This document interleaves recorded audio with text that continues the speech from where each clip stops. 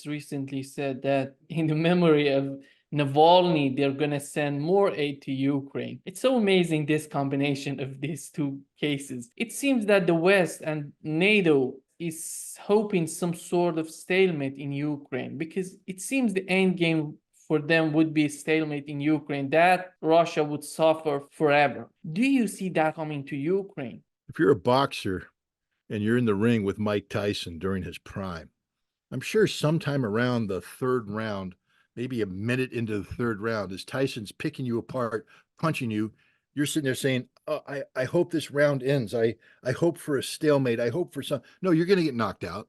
You're in the ring with Mike Tyson. And Mike Tyson's beating the crap out of you. He just spent 2 rounds studying, learning you. Now he's bringing the pain. Ukraine's in the ring with Mike Tyson, and they're feeling the pain.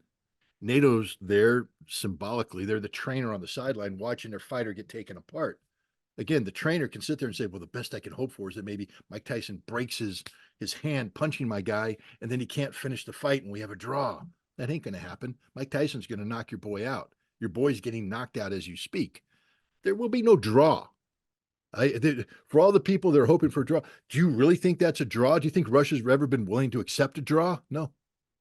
This war ends when Russia determines the war is over. And I'm telling you right now, increasingly the signs are this war will not end until Odessa is Russian, Mykolaiv is Russian, Dnipropetrovsk is Russian, Kharkov is Russian, maybe more if Ukraine wants to continue this insanity. Ukraine's going to lose easily 20% more of its territory and the population that resides there, because they're listening to their NATO trainer who told them to get back into the ring. When it comes to the mercenaries, how much they have influenced this conflict in Ukraine? What was the outcome for the West? Look, is there anything good coming out of it? Yeah, dead mercenaries. Dead mercenaries are always a good thing. I hate to be callous that way, but a mercenary is the scum of the earth. You're being paid to kill somebody not in support of your nation. Don't tell me about the cause. If it was about the cause, you'd volunteer. But you're taking money to go and kill Russians in this case. So you're the scum of the earth. You stand for nothing. You don't stand for America. Take the damn flag off your shoulder. Stop pretending that you're American. Burn your passport because you're the scum of the earth. You take money to kill people. Okay, you're a murderer. That's it. Just a murderous scum. So what good comes out of mercenaries going to Ukraine? That they die. That's what's good about it. And hopefully they die in large numbers, huge quantities. But this isn't a cause like we saw with the Abraham Lincoln Brigade during the Spanish Civil War, where Americans went over to fight for a cause they believed in. What is the Ukrainian cause? If it's anti-Russian, then it's not a Ukrainian cause. That just means that you're prejudiced against Russians, and you just want to kill Russians, and you kill Russians wherever you could. Do you support Banderism? Are you a racist? Are you a Nazi? Well, then again, that goes in line with the kind of mental capacity that's required to be a mercenary. It means you're not a human being. You're scum. I hope you die soon. This isn't a cause. This isn't something to rally around.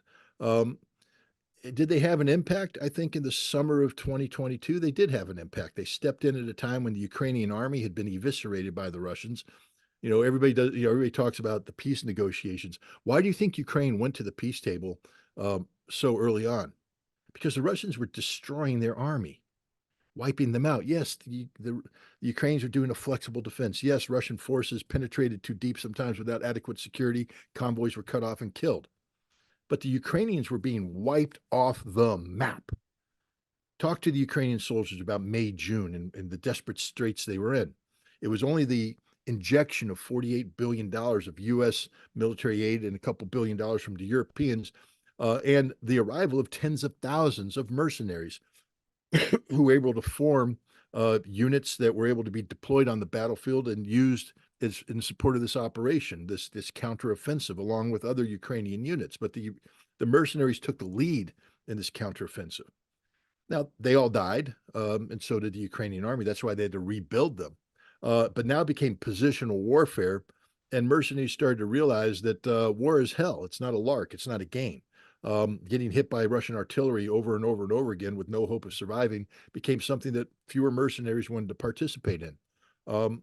And today, I think you see there's fewer mercenaries on the battlefield. They're They are deployed in areas where you have Ukrainian nationalist units, Azov Battalion, the Nazis, because they are like-minded. They're criminal elements. But fewer and fewer people are willing to go off and volunteer, uh, sign up for what is innocent in all essence a death sentence. But no, mercenaries haven't had a meaningful impact on this battlefield except extending the conflict. And the only thing good about it, as I said before, is that for every mercenary that signs up, hopefully that's just one more dead mercenary. The world doesn't need mercenaries. The world doesn't need mercenaries. The world should condemn mercenaries. Nobody should weep over the death of a mercenary because they are people without a state. They have said, I am not. I get tired of saying a Brazilian mercenary. Really? A Brazilian mercenary? He's not a Brazilian. He's a mercenary.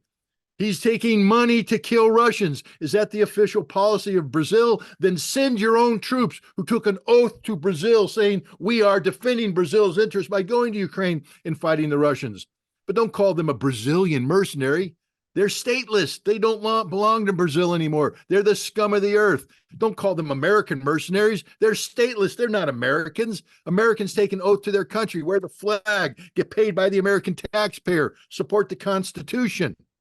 You don't go over there as an individual to get paid to wage war on behalf of a non-American entity like Ukraine, especially one that has embraced the ideology of Stepan Bandera. Mercenaries have no state. They're stateless scum. And when they die, nobody should shed a tear. The other thing that Putin said during this interview was they have to denazify Ukraine. And denazification in the eyes of Putin was all about the law in the constitution of Ukraine. What's your take on this? Well, first of all, let's just start off. It's not in the eyes of Putin. Putin is a Russian president. He's the executive of the Russian nation. So say in the eyes of the Russian government, or you can even say in the eyes of the Russian people, the Russian nation. I think it's wrong to personify this and say that Putin is the one. He of course, was the mouthpiece. He was the voice that you heard. But when Putin speaks, he's not speaking as Putin. He's speaking as the leader of Russia, the Russian government, the Russian people. And if you understand that, then you understand how strongly your next words resonate, that it's about law. Russia's a nation of laws. This isn't about individual retribution. This isn't about personal revenge. This isn't about Vladimir Putin having a grudge against somebody. This is about the Russian nation, a nation whose history and heritage says that the existence of a Nazi regime in Ukraine is not only a historical affront, but it cannot be allowed to exist. It represents an existential question of survival, not just for Russia, but for the entire world. This is an evil that should have been stamped out in 1945, never to raise its head again, but here it is, fostered by the West. So there will be denazification. Morally, it has to happen. The ideology of Stepan Bandera can never again be allowed to resonate forth from Ukrainian soil. It may exist in diaspora, in Canada, here in the United States, as I've said over and over again, in Ellenville, they have a statue to this scum of the earth, Stepan Bandera and his compatriots. So his memory may live on. They're just like racism today lives on in the homes of the few Ku Klux Klans members who hide amongst society. But we don't tolerate the racism here. We don't, I mean, it exists, but we don't officially tolerate it. Russia's not going to tolerate the continuation of this. Banderism must be eradicated legally. It must be made illegal. There must be changes in the Ukrainian constitution that ban this, that outlaw, just like the Germans did with Adolf Hitler, outlaw statues, outlaw commemorations. How many Adolf Hitler Strasses do you see? Has Berlin turned their main street into Adolf Hitler Strasse? No. Why? It's illegal. In Nuremberg, have they resurrected a statue of Adolf Hitler where people come in and lay flowers every year to commemorate his death? No. Why? It's illegal. Why? Because the Germans have decided that Adolf Hitler's ideology, the Nazi ideology, is not tolerable. It's incompatible with Germany, and they've outlawed it. And that's the future of Ukraine. Ukraine will have to pass laws, will have to pass a constitution that says that banderism is outlawed, not tolerated. Um, and if the current makeup of Ukrainian government doesn't want to do that, then Russia will find one that will. And that's how you denazify. You terminate the current government that has breathed life into Banderist ideology, and you replace it with a government that will make the changes necessary to outlaw and condemn and eradicate Banderism. That's denazification. Plus, you hunt down and kill everybody in the right sector in Sloboda and the other neo-Nazi Azov who have committed these horrible crimes. Now, Russia won't kill them because Russia, of course, is a law-abiding nation, has done away with the death penalty. But they will arrest them. They will put them on trial, and if they're found guilty, they will pay the requisite penalty, probably 2+ decades in prison. Um, but that's the lot of criminals. You break the law, you pay the price. I mean, as my old buddy Beretta said, if you can't do the time, don't do the crime. Putin said that in the eyes of the US elites, China is the biggest enemy of the US. In your opinion, if that's the case, why they started this war with Russia in Ukraine if China is the biggest enemy of the United States in the eyes of the US elites? Well, first of all, Putin's 100% correct. And one of the US elites who reflects the notion that China is the biggest threat is Tucker Carlson, who views China as a bigger threat than Russia. So Putin was simply calling Tucker Carlson out on his own ideology. The way the United States squares this problem is by saying that Russia is little more than a military power. That when you eliminate the Russian army and you stop focusing on Russian nuclear weapons, there is no Russia from the standpoint of these American experts. It's, as they said, a gas station masquerading as a nation. Now, this is as ignorant as the day is long. This is why I always tell people, look, if you're a reporter, if you're somebody who follows geopolitics and economics, you belong at the St. Petersburg International Economic Forum in June. It's the most important economic forum out there. It swamps Davos in terms of relevance. Davos is just a bunch of stupid rich people fantasizing about a world that doesn't exist. The St. Petersburg International Economic Forum is about reality. It's where Russia is making linkage with the rest of the world, and that linkage is succeeding, including China, including India, including others. The other place you need to be this year is in Kazan in October, when Russia hosts the BRICS summit, and you're going to see a transformation of geopolitical reality. This is real, and Russia is a leader in both of these efforts. So I think the people who say that Russia is nothing, they don't know Russia, but Russia doesn't care. That's the beauty of it anymore. Russia's going to hold the St. Petersburg International Economic Forum, and with or without you. And the BRICS summit's going to happen with or without the West, and it's going to be a success regardless of what the West does. But the West dismisses Russia, and they focus on China because they focus on China's growing economic clout. The West doesn't talk about a military confrontation with China. They talk about this economic conflict, and they don't like to say that we're against China. We just want to de-risk ourselves. We don't want to be prisoner to Chinese-controlled supply chains, et cetera. But we don't have a counter strategy. One thing I point out about China is that they've had, since I think around 2013, something called the Belts and Roads Initiative, where they've poured in $7 to $10 trillion. That's with a T, $1 trillion into global infrastructure development. The United States, in comparison, has no counterpart. And what we've tried to produce, we measure in terms of hundreds of billions of dollars, but it doesn't come close to what the Chinese have done. We are so far behind the power curve on this one, it's not funny, and we can't catch up. So what we try to do, and we also recognize that if Russia and China make common cause economically, that we're sort of in a bind. So we're trying to drive a divide between Russia and China. And in some ways, you could see that Tucker Carlson was trying to do that as well, trying to promote to Putin the idea that China was a problem, something to be feared. And Putin countered that by saying, no, we don't buy into that. China's our neighbor. You don't get to pick your neighbors. So China's a reality that we have to live with and prosper with. And so we do that. You don't need, it doesn't take a rocket scientist to point out the differences between Russia and China.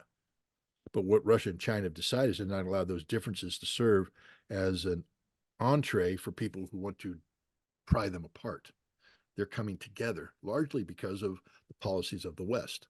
Um, but the West, we were arrogant, and after the collapse of the Soviet Union, to say that we were the world's sole remaining superpower, that there was no power capable of standing up to us militarily. So we just assumed military supremacy, and we viewed every other problem as being economic and economically related geopolitical problems. So we discounted the potential of somebody standing up militarily. Russia has surprised everybody by what's happened in the last 2 years. It's causing the West to realize that this gas station disguised as a nation that has this very large and capable military, has to be considered. But one of the ways they're trying to focus on Russia right now is to drive a wedge between Russia and China. And Tucker Carlson was trying to do that, and you see everybody in the West is trying to do that today as well. But it's not going to work.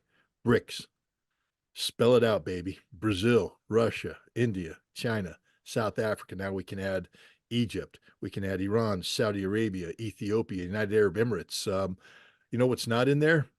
Europe or the United States. They're not part of BRICS. Maybe they will be in the future, but not now, because BRICS is the counter to the G7, to NATO, to an American unipolar world. How do you see this war in Ukraine influencing the China's point of view on the geopolitical issues? Because they cut a deal between Iran and Saudi Arabia. It worked out for them in terms of this conflict in the Black Sea. China before that was mostly focused on their economy. Right now, it seems that they're changing their attitude. Do you see these changing coming for China more and more? Well, I do see China trying to capitalize on its economic strengths to become a more relevant player in terms of geopolitics, global geopolitics. What China's not going to do is replace the United States as a military hegemon. You're not going to see Chinese fleets sailing around the world threatening to bomb people.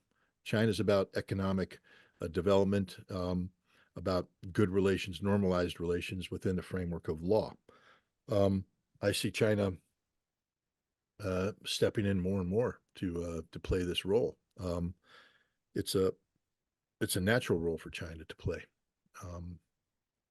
What they did with Saudi Arabia and Iran was very forward-looking, and not only in terms of the Middle East, but in terms of again, let's just look at the expanded BRICS. I think if we say that the world right now, the global economic engine is fueled by oil and gas, and it is. Let's look at the new BRICS. Russia, one of the largest oil producers in the world. Saudi Arabia, Iran, United Arab Emirates, large oil producers. India, China, huge oil consumers. Brazil and South Africa, Ethiopia, developing nations that need access, to energy. This is a relationship that becomes it's self-contained, it's self-sustainable. It doesn't need the United States, it doesn't need Europe, and it's going to expand in that way too. You're going to attach people that consume energy, produce energy, and you have this symbiosis taking place. It's a beautiful thing to behold, especially if you're against American hegemony. You look at the American imperialists going, we don't like this because the world is developing and growing in a way that doesn't involve us. We're not in control. We're not profiting from this. And China is taking the lead in that. I think that's China's role. I don't think you can set an international table and not invite China. And look, that's what the United States has tried to do in the Pacific. If you look at the Trans-Pacific Partnership that failed, Donald Trump pulled out of it.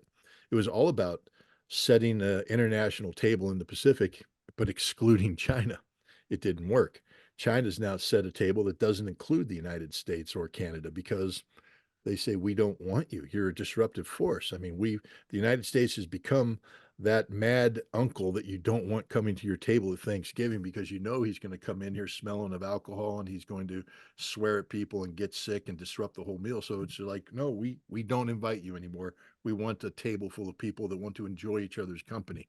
when the United States learns how to clean up and behave, maybe they'll invite us to the table. But until then, we're just going to be on the outside, being that relative that everybody's ashamed of, because there's a lot to be ashamed of the United States today and how we behave on the global stage. There is a moment in this interview, he's asking about BRICS and G7, who's in favor of BRICS, who's in favor of G7, and Putin comes to a conclusion that these are something like two parts of the human brain. Despite all of their differences, they have to work with each other to have a better future, to have a prosperous future. Do you see this coming to the US foreign policy? Is there any hope that they're changing their policy, considering cooperation and compromise? No, there's no hope for the United States in the near future.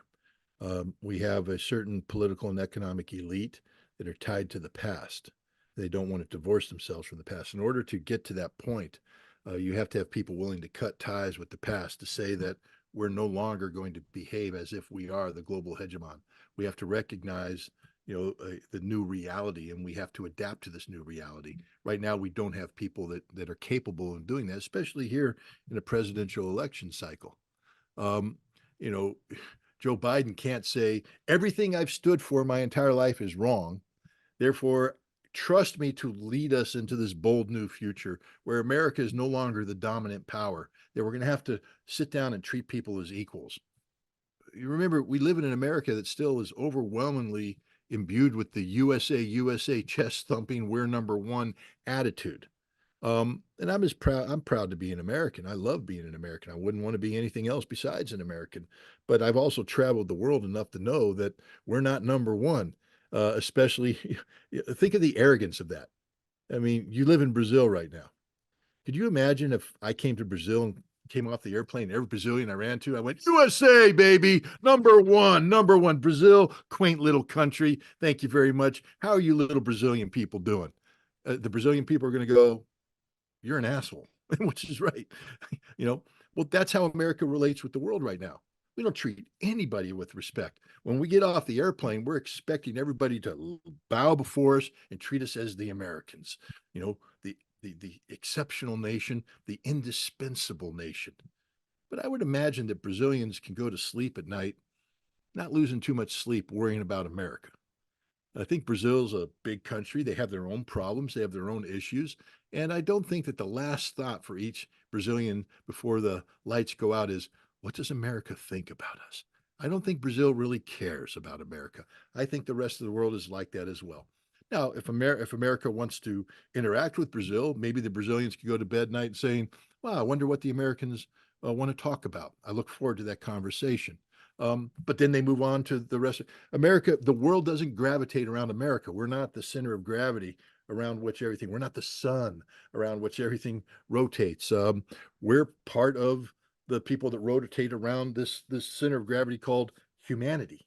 We're one of humanity. And until we recognize that, our policies won't reflect anything. We're going to be continue to be trapped in the policies of the past. We have to purge from existence, and I don't mean violently, I'm just talking about politically, everybody who's linked to past practices, because past practices are founded in arrogance, and America has to stop being arrogant. We have to start being, pragmatic, realistic. We need to understand our proper role. It's not a diminished role. It doesn't mean that we're a small nation. We're a great nation, and we deserve a seat at the table. But we come to the table as equals, not as the superior power. We don't get to dictate outcomes. We have to negotiate and engage in dialogue to get consensus-driven outcomes. We don't have political leadership capable of doing that right now, and we don't have anybody on the horizon capable of doing that. It's going to be a decades-long process before America is able to fundamentally reshape its foreign policy. Recently, Lavrov said that if we're going to get a new member for the UN Security Council, we support representative from Africa, Asia, and Latin America. Do you think that would be one of the steps that we can take toward this situation of having some sort of balance in the international relations? Well, it's common sense. Of course it is. But, what it shows you is the comfort level of Russia and its role in the world today. Russia looks at the Security Council right now, the 5 permanent members, and they see the United States, Great Britain, France. Look at those 3. victors of the Second World War, but really only one's a great nation. France and Great Britain are just a joke, literal a joke. I mean, Great Britain, when you factor it into the list of nations, it's pathetic. It's at the bottom. France, same thing. These are not great nations. They're not even great civilizations anymore. France is holding on to some sort of claim, but there's nothing. The British Empire, a thing of the past. Great Britain, the Commonwealth, just a crumbling edifice of nothingness. Um, then you have Russia and China, and they're looking at each other going, "We're doing okay. We're sort of confident in where we stand today. We got BRICS, we got the Shanghai Cooperation Organization. Russia's got great relations with Africa. They don't fear Africa. Russia is capable of having good relations with South America. They don't fear Venezuela. They don't fear Brazil. They don't fear. They're comfortable with these people as equals, as equals. That's the thing. And the Chinese, they're just basically saying the whole world is our oyster, economic oyster. We'll deal with everybody. Bring more to the table. We can handle this because we're China. We have an economy that's growing, booming. We're comfortable with this. The United States isn't comfortable because right now we can control the Security Council because we can control these two little pathetic puppies that are there, France and the United Kingdom.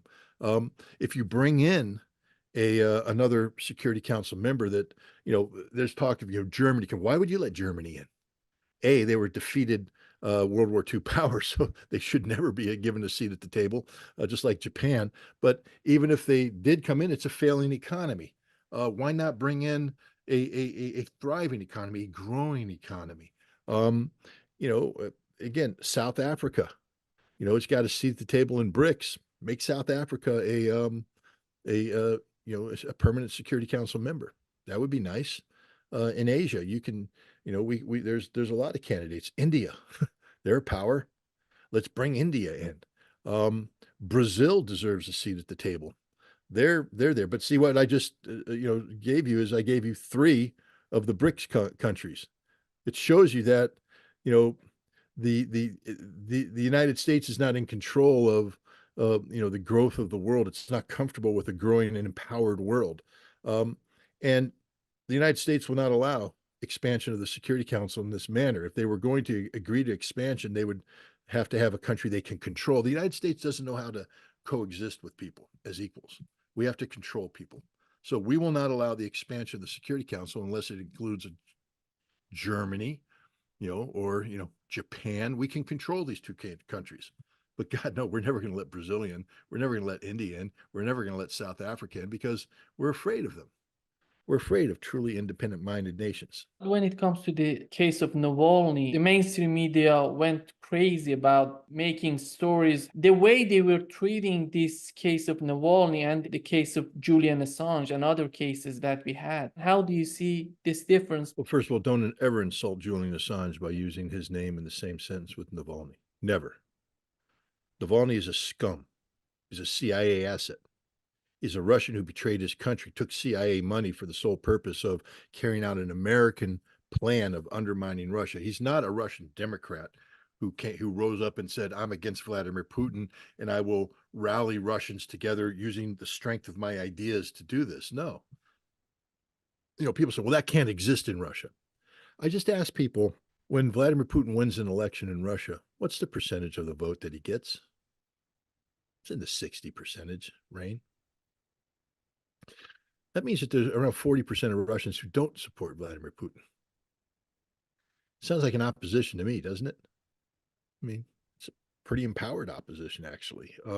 Now, of that 40%, 22% of them are communists who have always opposed Vladimir Putin. The communists believe that they should be in power. Has Vladimir Putin shut down the Communist Party? Do you have Russian police kicking down the doors of Communist Party things, arresting people, taking them up? No. Why? Communist Party may be thinking they can do a better job than Putin, but never once do they say, we're willing to sell out Russia to do this. The Communist Party is the Russian Communist Party. They believe in Russia. So they're no threat to Russia. And a political threat to Putin is a political threat to Putin, a political, which we handled the way politics is always handled. You put out better ideas. I mean, is there political gamesmanship in Russia? Of course there is, just like in the United States, just like anywhere else. But Putin doesn't shut down political opposition. People have to understand that. There is a strong political opposition. The problem is the West doesn't control the Communist Party. So therefore, we don't call them an opposition. We say they're a useful tool of Vladimir Putin.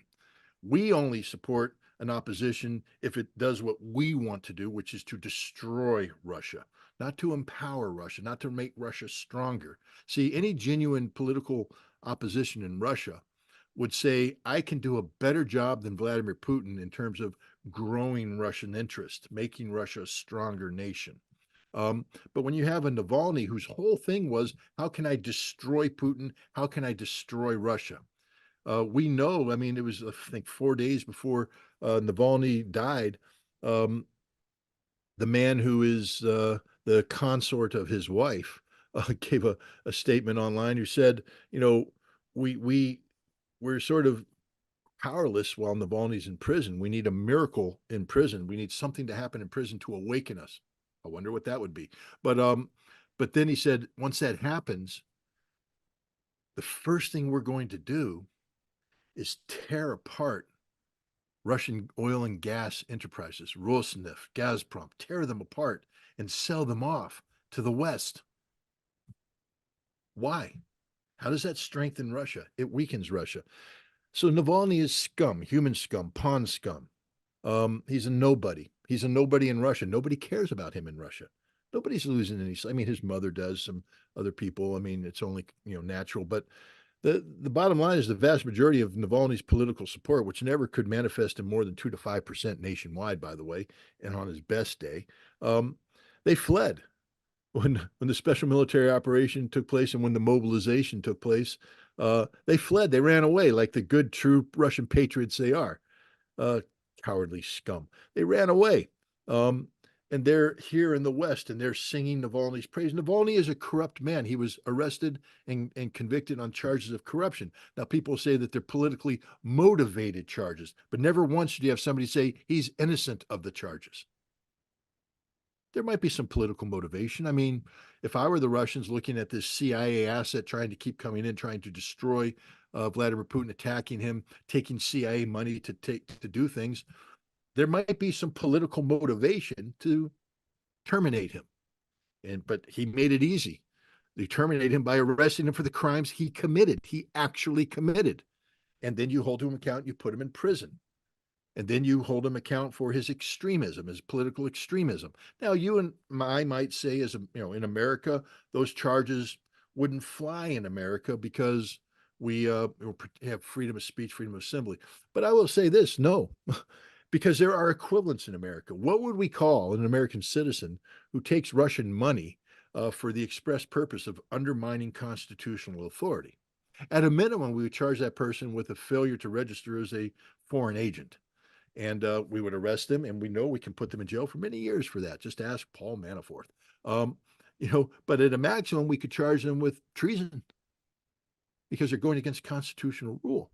So the idea that Russia's shutting down Navalny by hitting him with an extremist charge, that's part of the Russian. No, we do it in the West.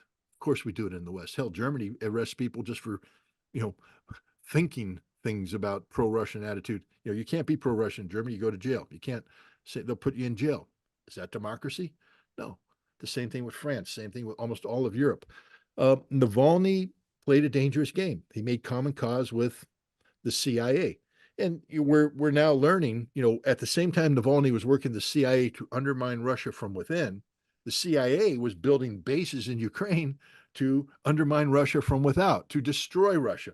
So there should not be any doubt in anybody's mind who Alexei Navalny is. He is a traitor to Russia. He is human scum. He died the traitor's death. And in Russia, nobody cares. In the West, of course, we will glorify his name. We will plaster it all over the place. But at the end of the day, he will be forgotten. Why? Well, let me ask you this. Do you know the name Boris Nemtsov? He's a Russian opposition figure, big guy. He was the guy that actually could challenge Putin. He had, he could generate 20, 30%. He got assassinated in Moscow by some Chechens, and he's dead, We shouted his name. We plastered all over Nemtsov, Nemtsov. Then it quietly went away because he doesn't matter anymore. He's dead, out of sight, out of mind.